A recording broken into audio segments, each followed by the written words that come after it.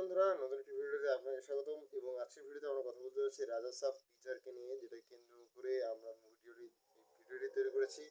ব্যাকগ্রাউন্ডে নয়েসের জন্য প্রথম থেকেই বলতে যাচ্ছি একটু সরি, বাট ভিডিও কোয়ালিটি ধীরে ধীরে ভালো হচ্ছে আমার কন্টেন্টের। তো আপনারা প্লিজ সাপোর্ট দিন, এবং সাপোর্ট দেওয়ার কারণেই আমার এই নতুন নতুন ভিডিও আপলোড করা।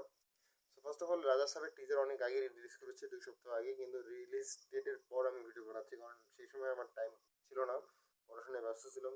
কিন্তু এখন যেহেতু ফ্রি হয়েছি, তো তাই ভিডিও আবার নতুন করে নতুনভাবে নতুন চ্যানেলে শুরু করেছি, এখা দেখে চ্যানেলে।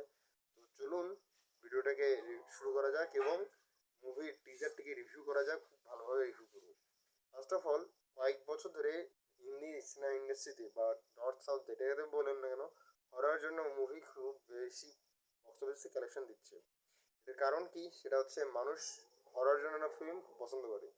পরবর্তীতে দেখুন, রাজা সাহেবের যে টিজার এসেছে সেটাতে এটা স্পষ্ট যে এই যে আপনার মুভিটা, এটা তৈরি হওয়া হয়েছে হরর জননা ফিল্মকে বেসড করে, অর্থাৎ থ্রিলার হতে পারে, অথবা হরর হতে পারে, অথবা অ্যাকশনও হতে পারে।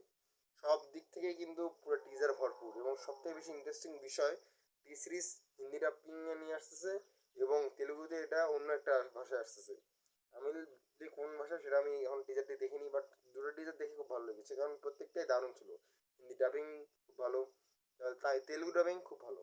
এবং তার কারণে এই মুভিটা বক্স অফিসে হিট হবে, এটা আমার শিওর গ্যারান্টি।